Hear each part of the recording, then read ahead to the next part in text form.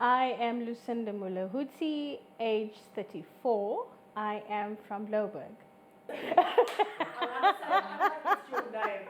Calm down. Yeah. So my daily life was like every other ordinary day.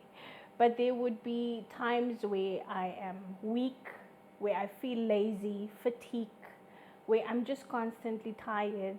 My walking would be slower than usual. It affected productivity because I feel, it's so much to put effort into doing something, and the work that I do is basically effortless because I love working with people every day. But it took a toll on me, where it affected my relationship, my communication with people, but mostly my confidence. I felt horrible within. I didn't feel like a woman. I didn't feel like I am Lucinda, the confident person that I know myself to be. I constantly wanted to hide and crawl back into my shell. Didn't want anyone to see what I feel because I believed you could see through me at the time. I had lots of pain and discomfort, especially in the lower abdomen. I had a 12-day cycle with menstruation, so it was a lot. Every second week, it would pop up and say, "Hi, I'm back." So at first, I went to the GP, constantly going for consultation. I got anti-inflammatories.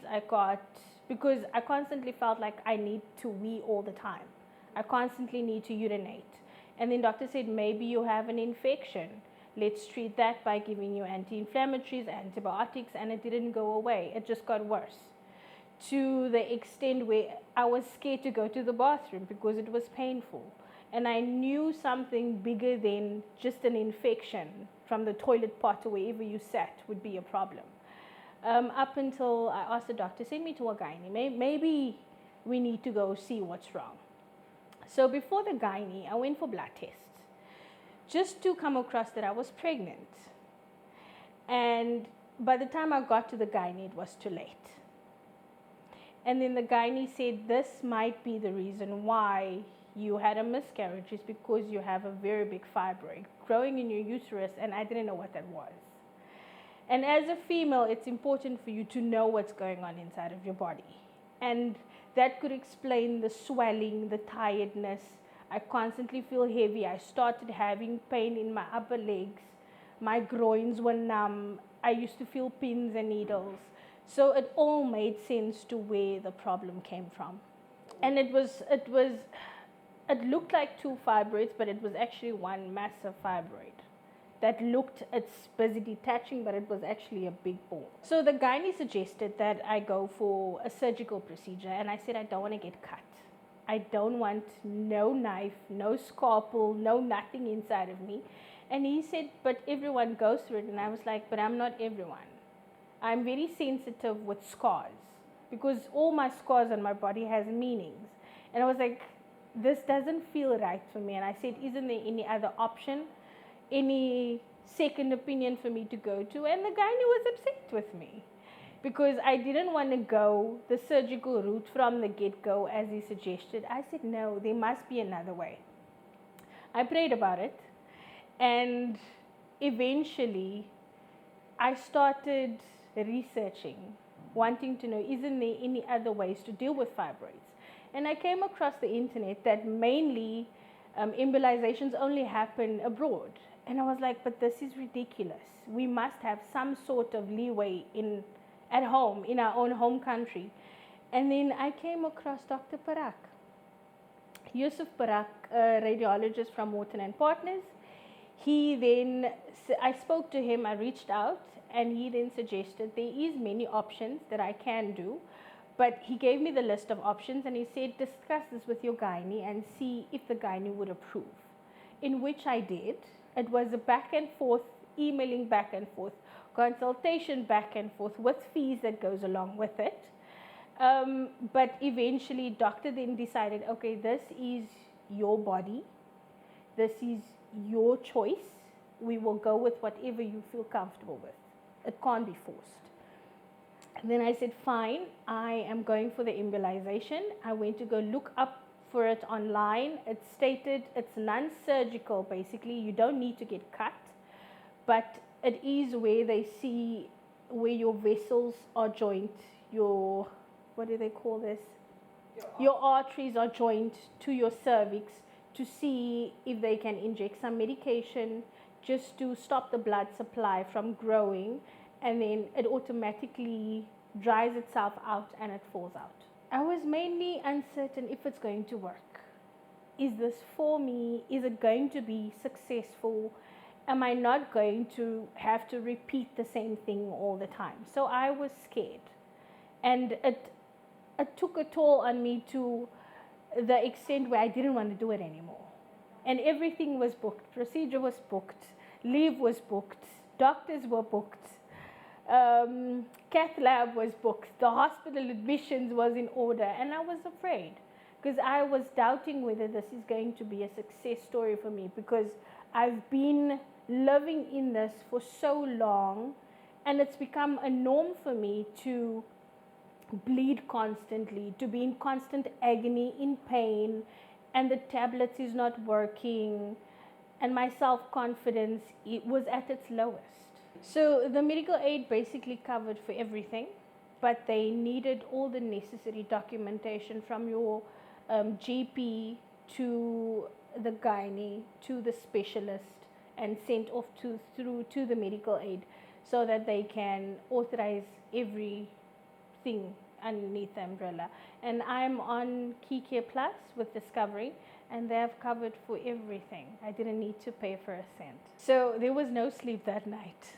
Obviously very anxious going into hospital and having to stay away from my children and my husband and my mom at the time. It was very nerve-wracking.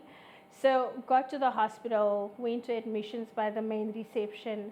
The lady was very helpful, very kind, and the professionalism was absolutely nice. It was nice to see that you still get people for people. That was the first encounter. And from there, went to the ward, was admitted, the sisters that came to greet, the matron of the ward that came to greet, the anesthetic doctor that came to say, hi, this is who I am. I will be with you alongside the procedure. I will not leave your side. And with Dr. Yusuf Parak, that came to check up on, that gave me peace of mind. The fact that the doctor actually took the time to come check up on me way before everything happens, giving me the reassurance that I will be fine, nothing else out of the ordinary would happen, that you are in good and safe hands. Then went to theatre, to cath lab by Tukai Melomed. The staff was amazing, from putting in a catheter, which I hate. Even that was smooth sailing. I was shocked. Even being put to sleep, where you are semi with the doctor, semi not. It was absolutely amazing. Were you awake for the procedure? I was halfly awake for the procedure. Yeah. How did that feel?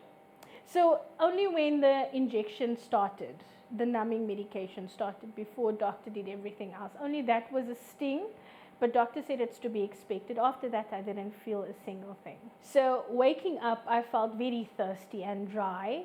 And then doctor said, this is normal, but you will not be able to drink anything because it's going to make you nauseous. I cried because I started feeling everything else happening, especially the lower abdomen in pain, the cramps that feels like period cramps.